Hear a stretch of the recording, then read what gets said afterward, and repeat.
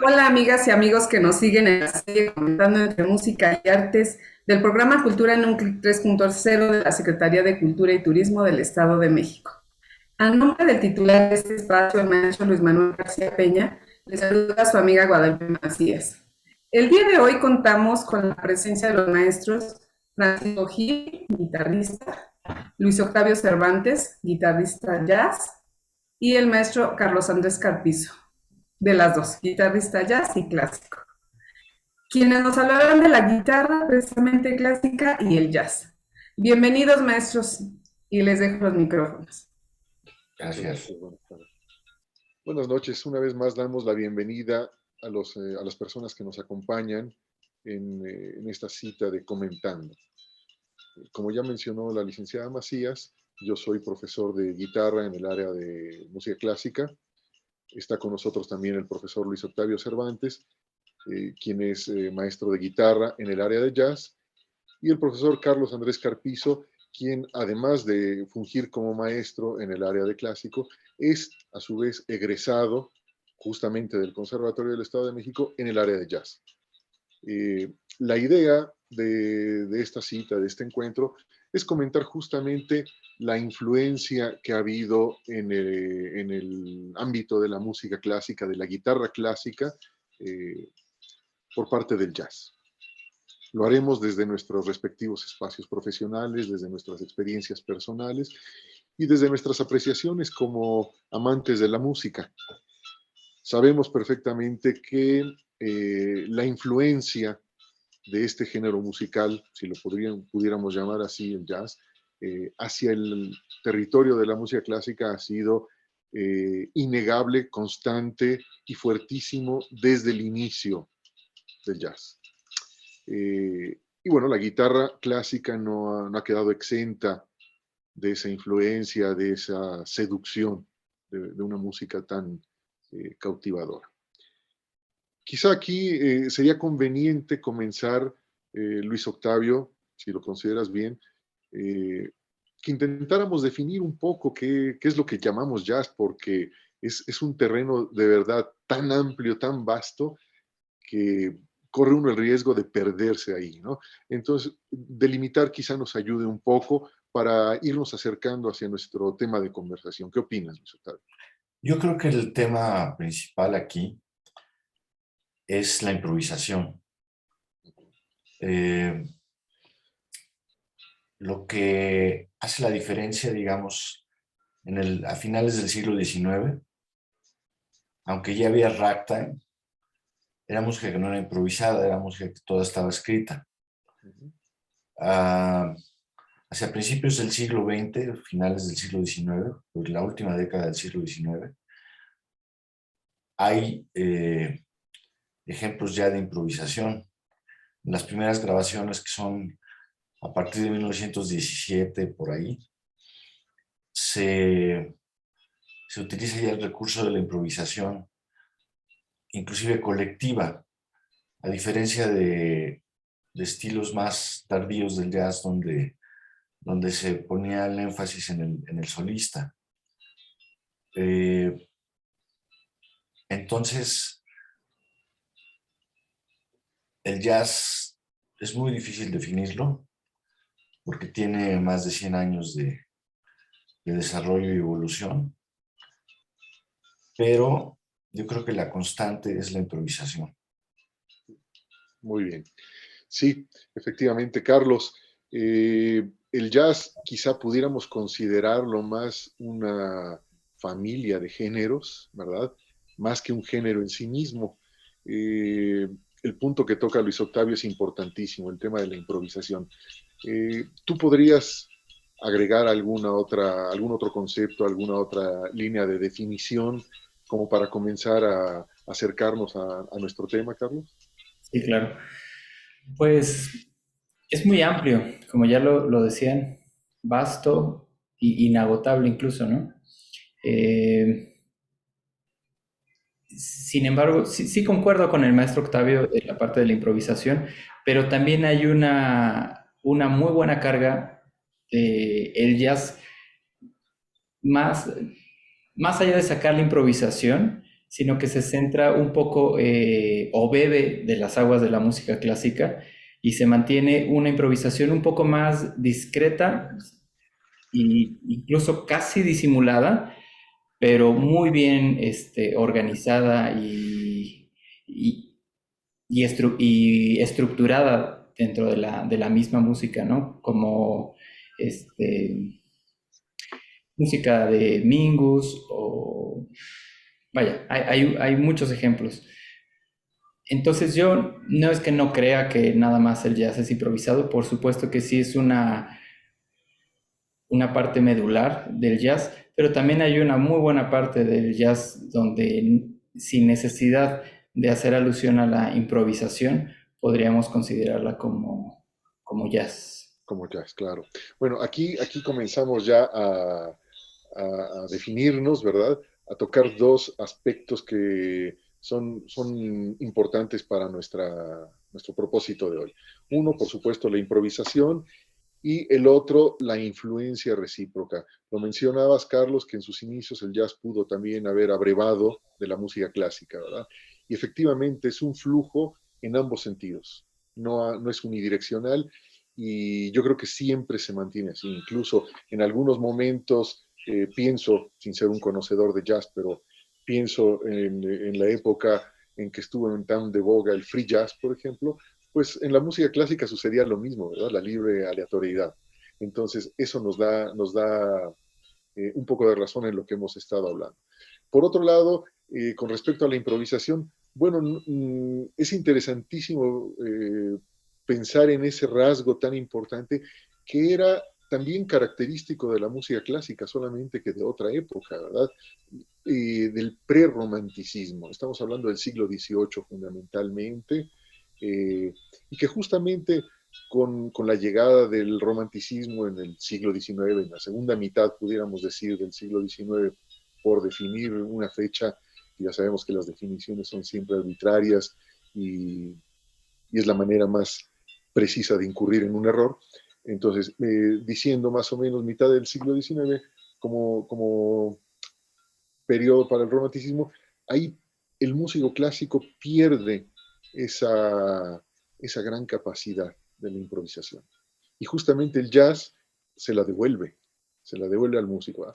No es la única música que tiene una parte improvisada importante, sin embargo, sí es una de sus características. Ahora, me parece que podríamos también considerar, por supuesto, en una relación recíproca, como característica del jazz, un tipo de lenguaje armónico o un tipo de perfil melódico, Octavio?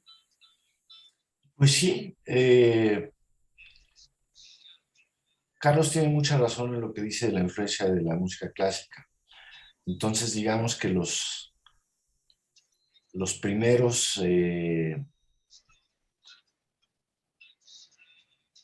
los primeros giros melódicos vienen de la música de europea, de Nueva Orleans. Viene,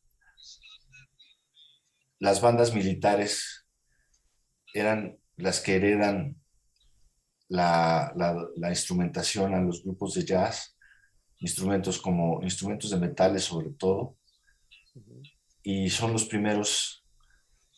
primeras conformaciones de instrumentos para el jazz, y dándome un brinco en el siglo XX ya, la influencia de Ravel y de Debussy es innegable en la armonía, ¿no? Uh -huh. Entonces sí es, como tú dices, es de dos vías, digamos, la influencia. Y es muy importante la influencia de Ravel y de Debussy en la música de jazz, sobre todo de principios del siglo XIX, del XX, perdón. Muy bien. Sí, y también me parece percibir una influencia no solamente en estas partes tan medulares como es el lenguaje, ¿verdad? A partir de la improvisación o de la armonía, sino incluso en los géneros. Yo tengo en mente ahora ya, claro, ejemplos quizá no tan tempranos, pero tengo en mente una ópera de Scott Joplin, si no recuerdo mal, Tremonisha, puede ser. Sí. Y por otro lado, Porgy and Bess, ¿verdad? La famosísima ópera de Gershwin. La ópera quizás sea uno de los arquetipos o de los prototipos, como pudiéramos llamarlo, de la música clásica, de la música occidental, ¿verdad? Y, y no es terreno ajeno tampoco a los compositores del jazz. Así que bueno, ya definimos algunos parámetros que nos pueden orientar y dejamos en claro que la influencia o el interés es en ambas direcciones, en ambos sentidos. Entonces, acercándonos al tema que nos reúne hoy, que es el de la guitarra clásica, y a partir de tu propia experiencia personal, Carlos, tú que estás en ambos terrenos, ¿verdad? Eres egresado del Conservatorio del Estado de México en ambas carreras, y eso es muy interesante. Yo que llevo ya más de 20 años dando clases ahí, no recuerdo otro caso similar al tuyo. Un guitarrista que tenga formación profesional en ambos sectores. Entonces, cuéntanos un poco, a partir de tu experiencia, cómo viviste esa doble atención y que me imagino que como, como en la mayoría de los casos de todos nosotros, hubo actores u obras que fueron las que te comenzaron de algún modo a llamar la atención y te fueron revelando un camino que luego iremos comentando más a detalle, pero en tu situación personal, cuéntanos cómo fue esa doble decisión, por favor. Sí, claro. Yo creo que la principal es que la música clásica lamentablemente genera cierta distancia de la parte del intérprete hacia el público y también una distancia considerable más allá de la investigación y el conocimiento del periodo y el compositor. También hay una distancia muy importante entre el compositor y el intérprete. Entonces, yo creo que eso fue lo principal que me cautivó en el jazz, generar esa cercanía natural, nada forzada, además, donde más allá de conocer el periodo o el equivalente en el jazz y al compositor, es bastante más amable el proceso, al menos en principio. Y de parte del intérprete y el público, pues es todavía más grande esa cercanía, porque yo creo que yo considero que este elemento lírico conecta, independientemente el género musical o la expresión, ya sea más formal o conservadora o el de la música popular, el que se pueda concebir la música y expresar de una forma más lírica, no quiero decir libre, porque además de ser un lugar común, también puede generar confusiones. Entonces, yo creo que esa parte de la cercanía fue lo primero que me atrapó, más allá del estilo en sí mismo, que de por sí ya es demasiado atractivo. Digamos, resumiendo un poco la diferencia de atmósferas de acercamiento que te podría ofrecer una y que te podría ofrecer otra, ¿no? Sí, sí, sí. Bien. Bueno, Carlos, en este punto me gustaría que nos hicieras alguna sugerencia de audición. ¿Tienes algo que pudiera ir acercando a las personas que nos estén acompañando al tema que estamos hablando, pero ya a partir del ejemplo musical? Sí, ¿Alguna obra, claro. alguna música que pudiéramos escuchar? Una, dos, tres, cuatro, muchas. Bueno, Eh, comencemos con una. ahorita se me ocurren, antes de dar la sugerencia, Ujú. yo identifico tres, tres posibilidades y a su vez diferencias también. Desde el lado del intérprete y arreglista, es decir, guitarristas clásicos o guitarristas, dejémoslo así, que se interesan en el arreglo propiamente de estándares o temas más cercanos al jazz. El compositor, por otro lado, el compositor que solamente por tener interés en la música jazz o también de haber tenido cierta cercanía y formación del jazz, también deciden acercarse al jazz y componer, ¿no? Ujú. Y por otro lado, el intérprete, que es justamente en el momento en el que estoy, ¿no? Ujú. Encontrar, rastrear y arreglar, incluso en algunos momentos, música que tenga estas similitudes con el lenguaje, con la forma de hacer la música. Entonces, me voy a permitir hacer 3 recomendaciones justamente en esta línea. Como Maravilloso. compositor, yo creo que Claude Bolin, el compositor francés y pianista de jazz, es un muy buen ejemplo que más adelante me gustaría desarrollar. No, con este pianista, este compositor, no hay una cercanía, o más bien no hay una conexión de la guitarra de la guitarra clásica y del jazz tal cual.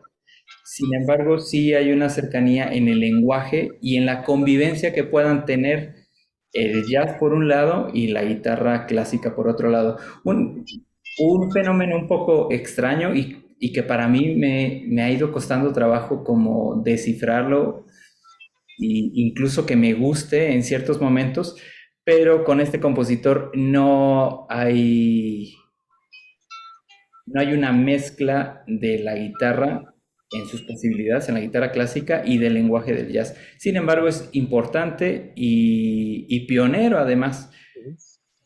Entonces, pues el concierto para guitarra clásica y piano jazz, pues yo lo considero relevante y un muy buen punto de partida como audición. Maravilloso. Esto es una sugerencia como para alguien que quiera seguir profundizando en lo que estamos hablando ahora, pero digamos alguna pequeña pieza que en este momento te venga a mente, como para hacer un pequeño interludio musical entre nuestra conversación, antes de continuar, que pudiéramos abrir un paréntesis y escuchar algo, alguna Ok. pequeña obra. Yo creo que los arreglos de Roland Diez son sumamente valiosos. Podría ser All of Me. Vamos a escuchar entonces All of Me en arreglo del guitarrista turco-francés Roland Dien. En un momento continuamos.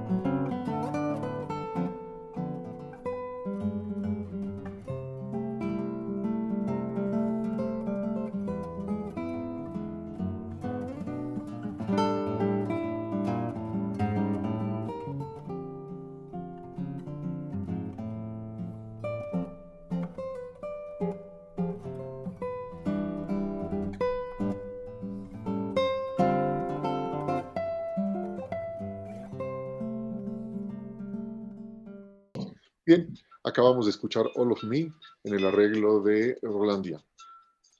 Octavio, lo hemos comentado ya en alguna ocasión a lo largo de todos estos años que nos han unido en amistad. Tu formación como músico eh, estuvo también hecha a partir del clásico. Y es evidente cuando te vemos tocar, cuando te vemos simplemente empuñar la guitarra, se nota que hay una mano formada a partir de la técnica clásica, ¿verdad? Háblanos ahora tú desde la otra orilla, desde el guitarrista que se dedica exclusivamente al jazz, pero que también tuvo una formación clásica. ¿Cuál es tu percepción? ¿Cuál ha sido tu vivencia? Y te pediré de igual manera que nos hagas una recomendación para asegurar un segundo intermedio musical en nuestra conversación. Adelante, Octavio, gracias. Pues Con respecto a la formación clásica, lo que fue invaluable para mí fue la técnica, porque no, en la guitarra de jazz no hay una formación técnica como en la guitarra clásica.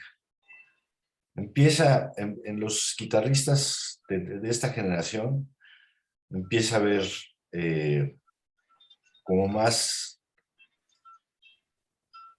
atención a los mecanismos técnicos, que fue lo que a mí me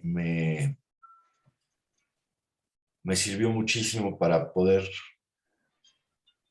no solo, no solo enfocarme en la guitarra de jazz, sino me sirvió para para mi carrera como músico de estudio, tocar muchos estilos basados en una misma técnica. Entonces, básicamente eso es lo que te podría decir. Además de que, bueno, me dio el acceso a una serie de compositores como Leo Brouwer, como Bach, que yo digo, nunca toqué Bach, pero sí era importante en el desarrollo técnico. Claro, muy bien.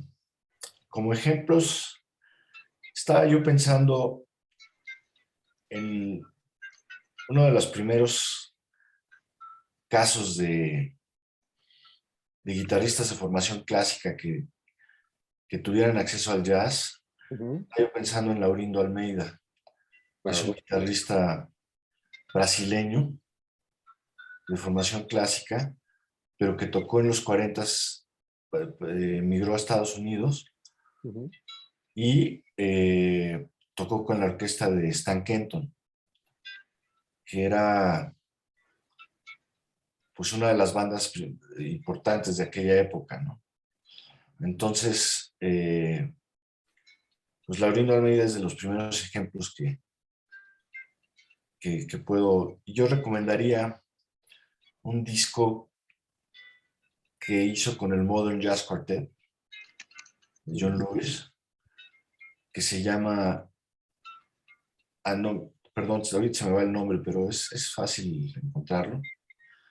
Es Laurindo Almeida con el cuarteto, con el Modern Jazz Quartet. Bien, ¿alguna obra en especial, alguna pieza? Pues hay una versión muy interesante del concierto de Aranjuez, el segundo movimiento. Bueno, sería interesantísimo, por supuesto, escuchar una obra emblemática del repertorio de la guitarra clásica con el ropaje del jazz, ¿verdad? Bien, entonces, como sugerencia del maestro Octavio Cervantes, vamos a escuchar ahora el concierto de Aranjuez en la versión de Laurindo Almeida.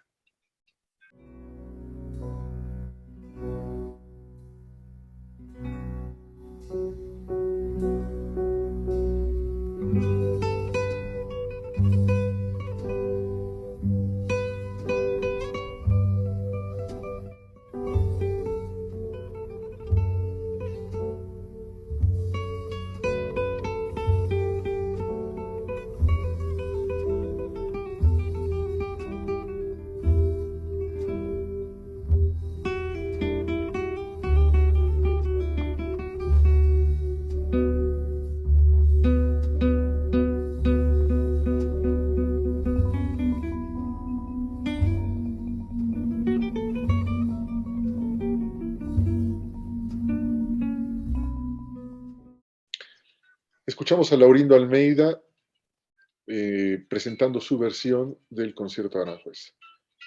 Es muy interesante este ejemplo porque nos permite también abrir una nueva puerta, que es la del jazz fuera de los ambientes anglosajones, digamos, o meramente estadounidenses, ¿verdad? Que de alguna manera, pues sí, son la cuna del jazz y son los padres del jazz, pero no se limita únicamente a esa zona geográfica.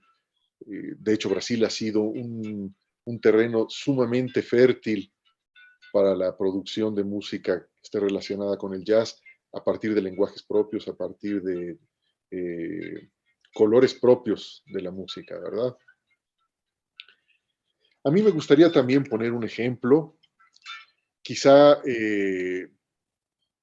para los ojos de ustedes no sea tan jazzístico, quizás sea tampoco tan clásico. Sin embargo, para mí es un ejemplo muy significativo porque fue el punto en el que yo descubrí como guitarrista cuando era un joven estudiante, muy, muy principiante, cuando descubrí esa relación que había entre el jazz y la guitarra clásica, ¿no? Estoy hablando de los 3 blues para guitarra clásica de Charlie Bird, tocados por el indiscutible astro de la guitarra clásica, John Williams. Entonces, en este punto, los invito a que escuchemos los 3 blues para guitarra clásica de Charlie Bird en la interpretación de John Williams.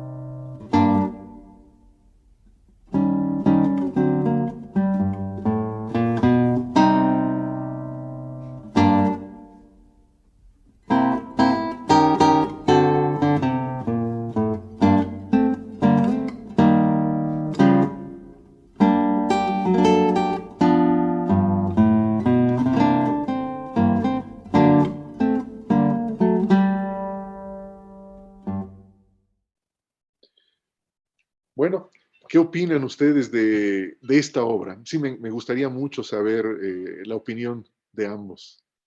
Carlos. A mí sí me gustan. Son, son pioneras en presentar a la guitarra clásica en un terreno diferente y también al jazz en un terreno diferente, pero no diferente a tal punto de ser ajeno, ¿no? ¿Por qué? Porque están bien resueltos, funcionan sobre todo técnicamente y evidentemente también la música funciona muy bien. Claro.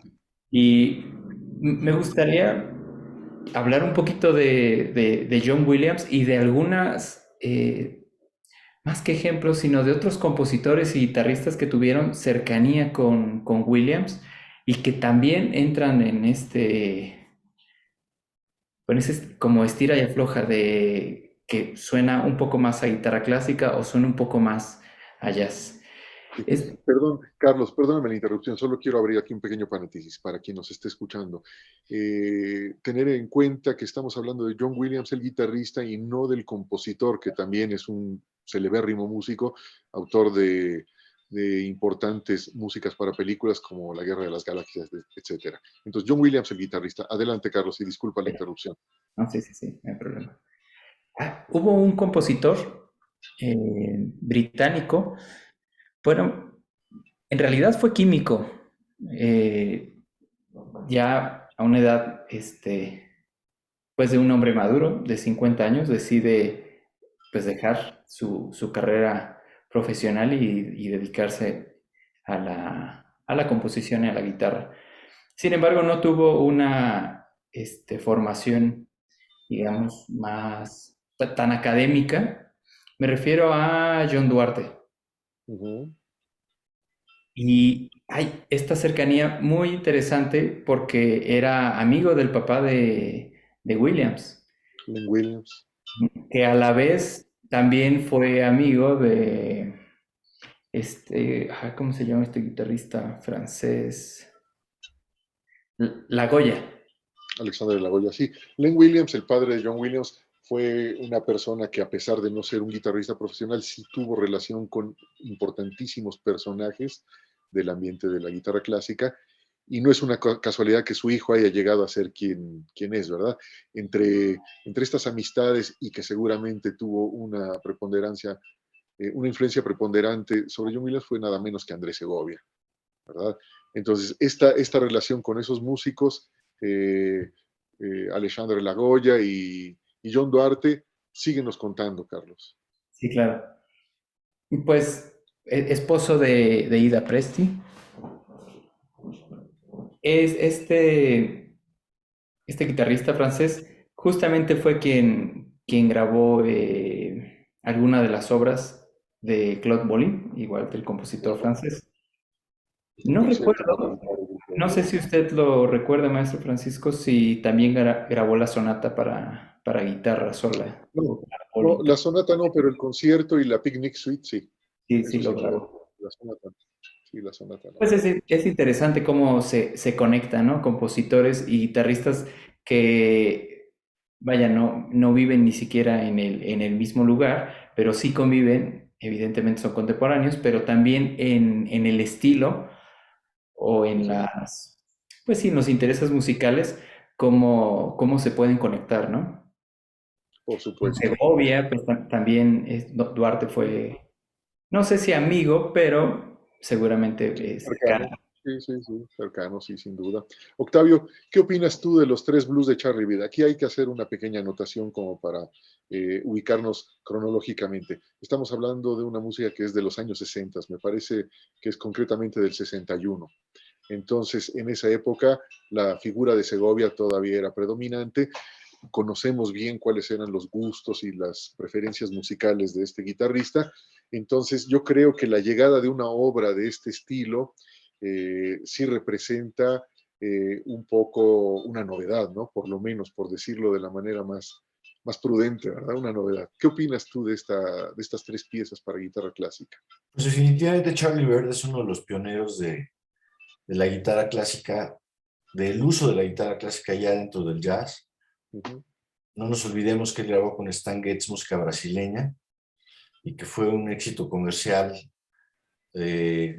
pues muy grande para esa época, ¿no? Vendieron millones de discos, ¿no?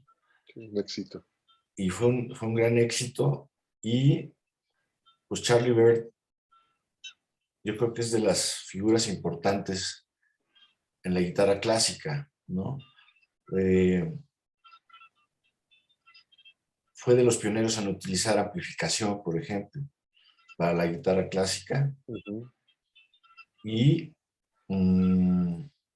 es una figura muy importante para la guitarra clásica en el jazz.